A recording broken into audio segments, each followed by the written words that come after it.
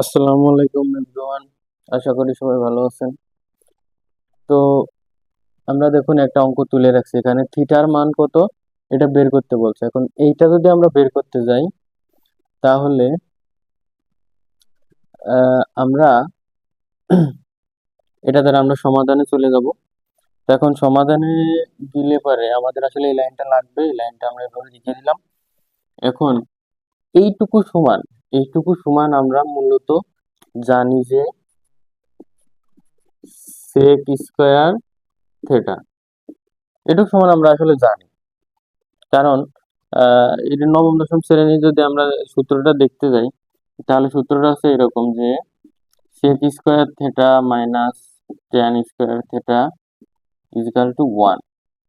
এখন এই সেকটা এপাশে যদি আমরা রেখে দিই যে sec স্কয়ার থেটা সমান এই যে 1, আর এই যে মাইনাস tan স্কয়ার থেটাটা আমরা এপাশে নিয়ে দিলে প্লাস tan স্কয়ার থেটায় পরিণত হয়। তাহলে সেই ক্ষেত্রে আমরা এইটুকু সমান আমরা একবারে sec স্কয়ারটা বসাইতে পারি। তাহলে আমাদের এখন যে স্কোয়ারটা যদি আমরা তুলে দিতে যাই তাহলে আমাদের কি করতে হবে, রুট করে দিতে হবে। আমরা যদি রুট করে দিই তাহলে দেখতে পারতেছি যে রুট এই পাশে করলে এই পাশে রুট করতে হবে।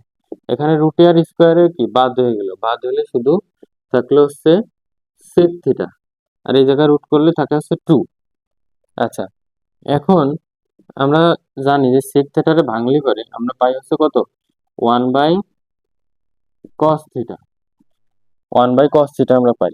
এখন আমাদের মূলত যে কাজটা করতে হবে সেটা হচ্ছে যে থিটার মান বের করতে হবে। থিটার মান যদি আমরা বের করতে যাই তাহলে এইটারে আমরা উল্টায় দেবো, অর্থাৎ এই যে সেক থিটারে আমরা ওয়ানের কাছে নিয়ে যাবো, ওয়ানটার নিচেই নামাই দেবো।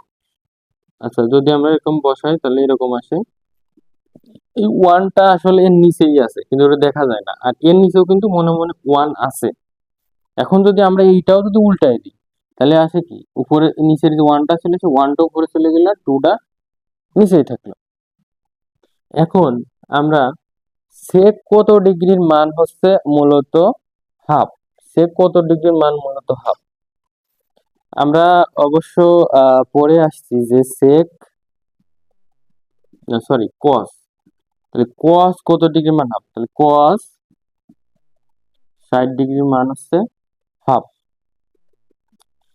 থিটা সমান সমান হচ্ছে এই 60 ডিগ্রি, এটাই হচ্ছে আমাদের উত্তর।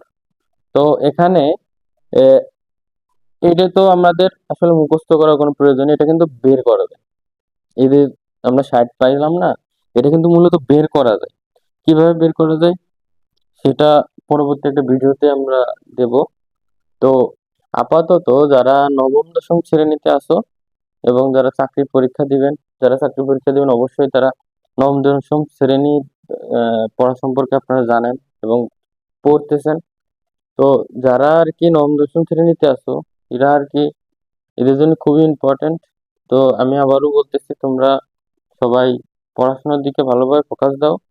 আর সামনে যেহেতু তোমাদের এটা বোর্ড পরীক্ষা, এসএসসি বর্তমানে রেজাল্টের অবস্থা তো দেখছে, তো সেই অনুযায়ী করে তোমরা এখনই পড়াশোনাটা শুরু করে দাও ভালো করে।